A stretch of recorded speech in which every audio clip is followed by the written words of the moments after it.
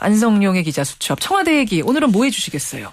예, 오늘은 청와대 직원들의 최대 관심사에 대해서 말씀을 드리고자 합니다. 최대 관심사요? 예, 청와대 직원들의 최대 관심사가 요즘 박근혜 대통령의 인사 실패에 따른 국정 공백 이거 아닐 것 같고요.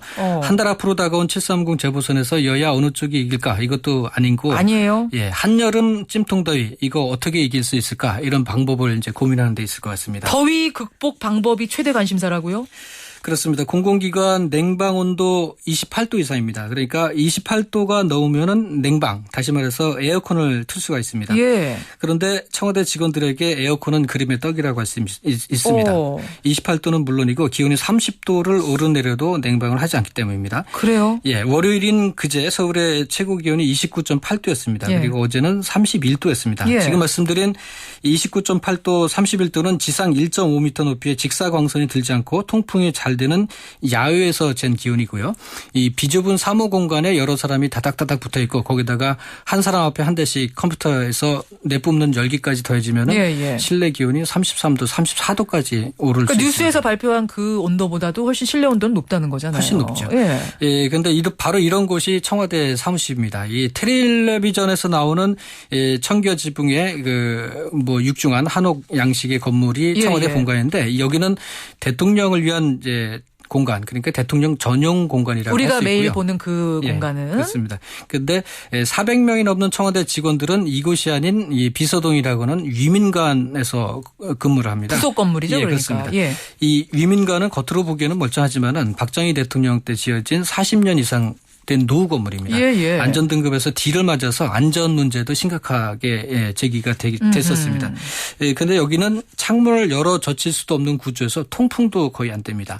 그래서 바깥 기온이 30도면은 이것은 33도, 34도쯤 된다고 합니다. 그래요? 예, 푹푹 찌고 가만히 있어도 땀이 나는 이런 곳에서 선풍기 틀어봤자 소용이 없습니다. 뭐 뜨거운 바람 살결에 닿으면 짜증만 날 뿐 아니겠습니까? 그런데 사정이 이런데도 에어컨을 안 틀어요? 못 트는 거죠. 왜요? 에너지 절약 때문입니다. 박근혜 대통령의 에너지 절약 정신이 너무 투철하기 때문에 청와대에서 냉방을 할 생각을 못하는 것 같습니다. 아니요. 28도라고 이미 법에 정해져 있는데 28도가 훨씬 넘는데도요? 예, 그렇습니다. 28도 넘어도 냉방 못하는 공공기관 꽤 많이 있긴 합니다. 지난해 6월에 박근혜 대통령이 수석 비서관 회의에서 한 말이 있습니다. 요즘 날씨가 지난해 6월상입니다. 요즘 날씨가 무더워지고 있는데 전력난 때문에 걱정이 큽니다. 국민들에게 에너지 절약에 대해서 강조하고 있는데 청와대가 솔선수범해서 전력 소모를 줄여주시기 바랍니다. 저도 요즘 에어컨을 전혀 틀지 않고 지내고 있습니다. 각 수석들께서도 가급적 에너지 절약에 앞장서 주시기 바랍니다. 이렇게 얘기를 했습니다. 이 대통령 자신도 에어컨을 틀지 않고 있으니까 청와대가 솔선수범해서 에너지 절약을 하자는데 토를 달 청와대 직원들이 어디 있겠습니까?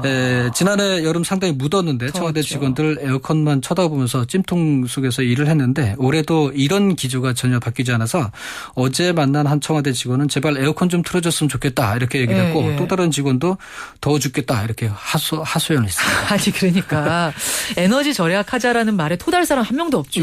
국민들 중에도 없죠. 청와대 직원뿐만 아니라. 문제는 정도인데 정도. 에너지 절약도 좋지만 그래도 일을 할 수 있는 효율적인 환경을 만들어줘야 되는 거 아닙니까? 그렇습니다. 이 청와대는 국정의 컨트롤 타워라고 할 수 있고요. 여기 있는 직원들은 어느 부처의 공무원보다도 더 일찍 출근하고 더 늦게 퇴근합니다. 그만큼 일을 많이 한다는 얘기인데. 유명해요. 청와대 사람들 일 많이 하는 거.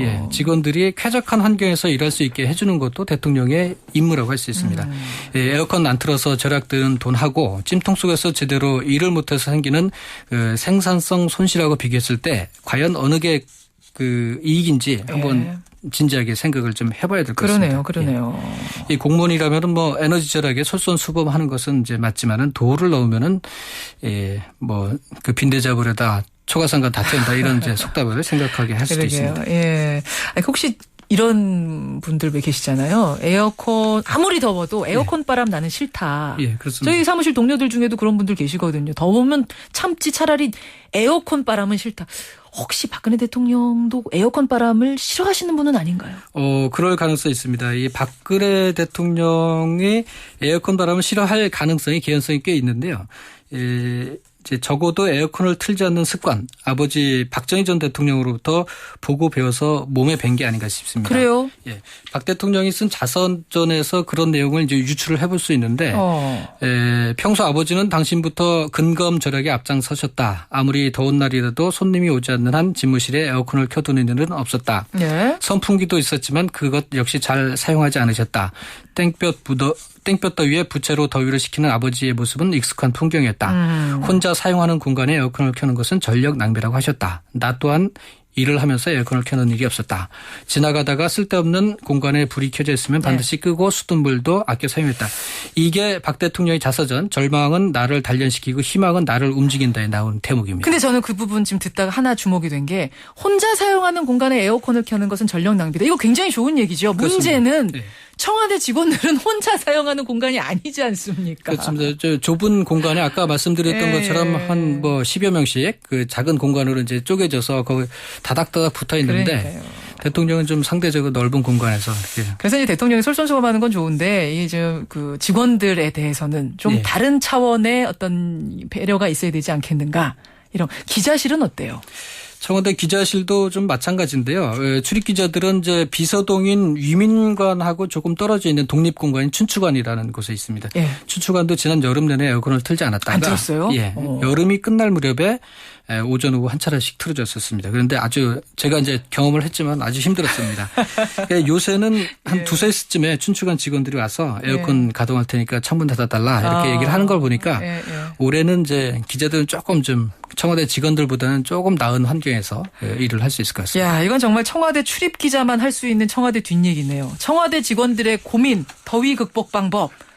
안성용 기자, 네. 오늘 청와대 가면 저 직원들이 굉장히 환영해 주겠는데요. 예, 청와대 직원들 말 힘내시기 못할 바랍니다. 고민. 고생하셨습니다. 감사합니다.